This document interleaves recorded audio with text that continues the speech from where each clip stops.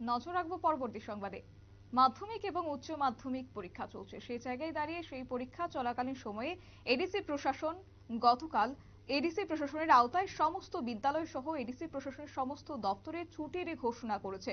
কিন্তু এই ছুটির ঘোষণার সাথে সাথে প্রশাসন এটাও জানিয়ে দিয়েছিল যে যে সমস্ত বিদ্যালয়ে কার্যত বোর্ড পরীক্ষা চলছে সেই সমস্ত বিদ্যালয়গুলি ছুটির আওতায় আসবে না। সেই মতে আজ দেখা গেল কাঞ্চনপুর দ্বাদশ মান বিদ্যালয়ে নির্বিঘ্নে পরীক্ষা চলছে সকাল থেকে, এবং এক্ষেত্রে সংবাদ মাধ্যমের কাছে কাঞ্চনপুর দ্বাদশ মান বিদ্যালয়ের পরীক্ষার সেন্টারের সুপারিনটেন্ডেন্ট হেমন্ত দেববর্মা সংবাদ ক্যামেরার সামনে বলেছেন বিস্তারিতভাবে। কি বলছেন তিনি শুনবো।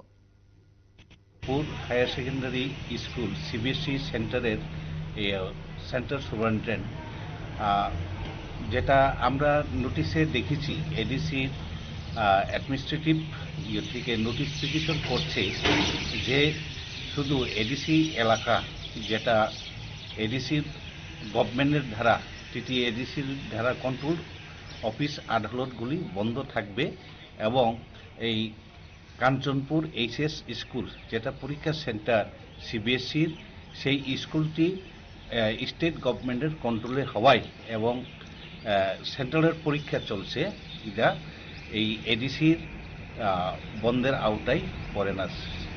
সেই হেতু আমরা পরীক্ষা চালিয়ে যাচ্ছি। নমস্কার।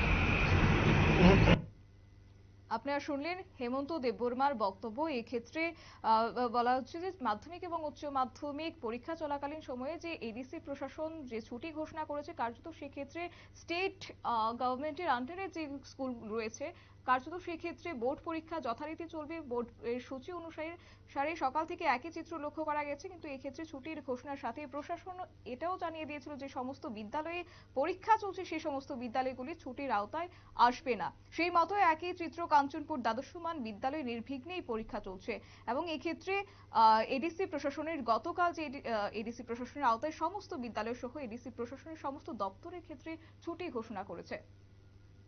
নিয়ে নিচ্ছে ছোট্ট একটি বিজ্ঞাপন বিরতির সঙ্গে থাকুন।